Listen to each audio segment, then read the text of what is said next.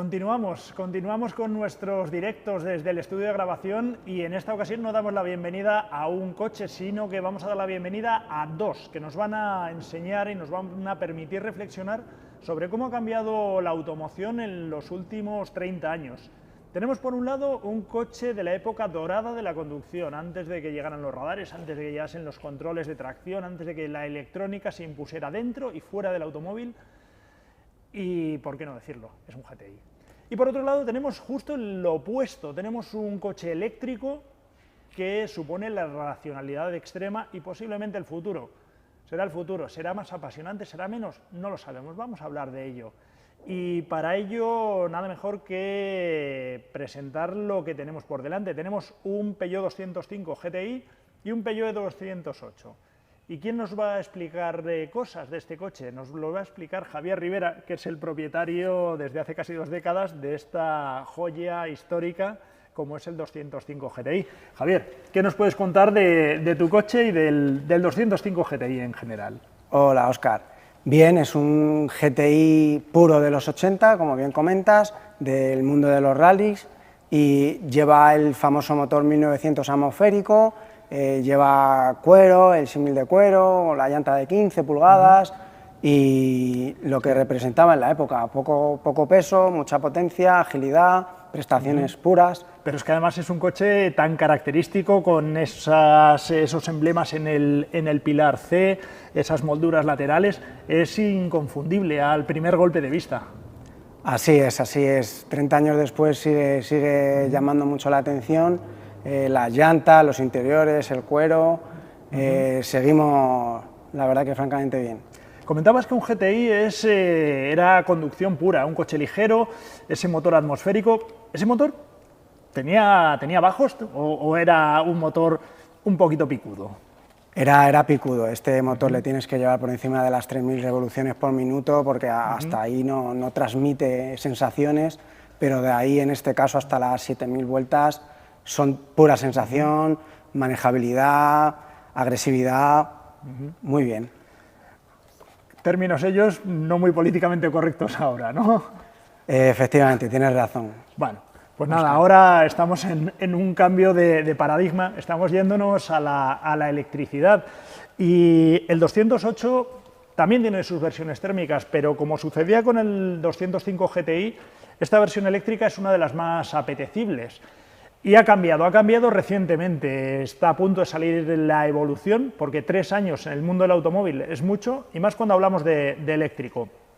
En este caso, ha mejorado la batería, es una batería de mayor densidad energética, que se va ya casi a los 50 kWh de capacidad útil, y ha mejorado también el motor, que es algo más potente, se va a los 156 caballos,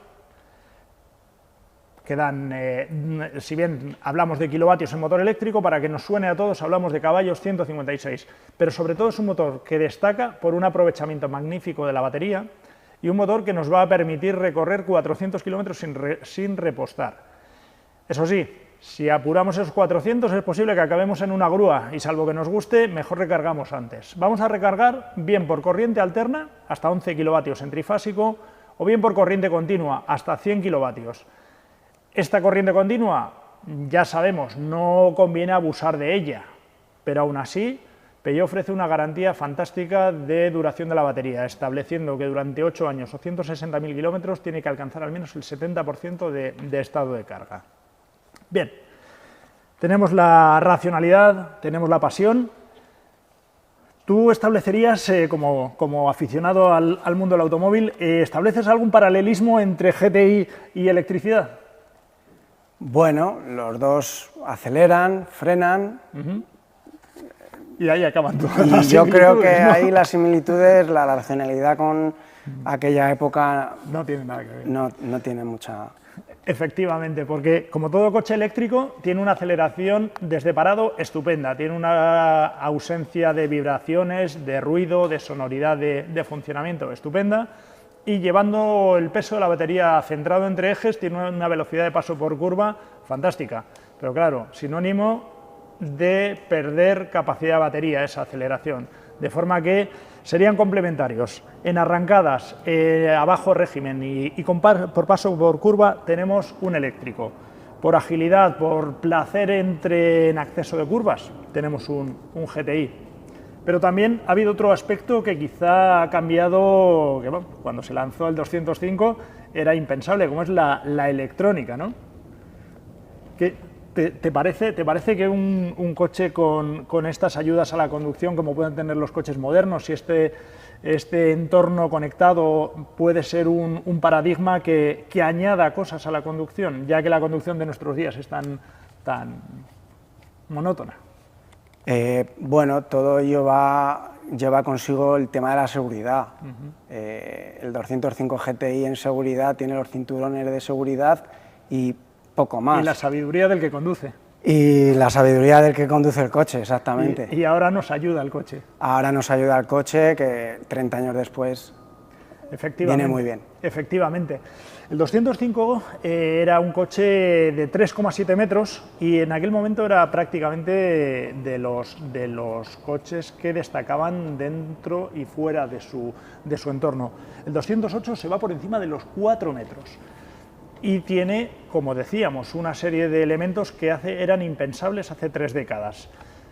Aire acondicionado, ya tenían en aquella época, pero no climatizador, no navegador, no controles de estabilidad, no asistentes a la conducción, un entorno y un universo conectado y conectable a nuestro teléfono móvil, que tampoco existía hace 30 años.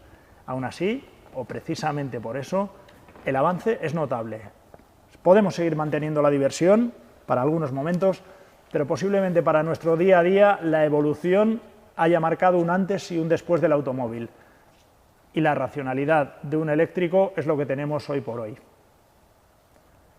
Devolvemos a nuestros estudios centrales, a nuestra unidad de piloto, la conexión después de tener esta charla con Javier Rivera.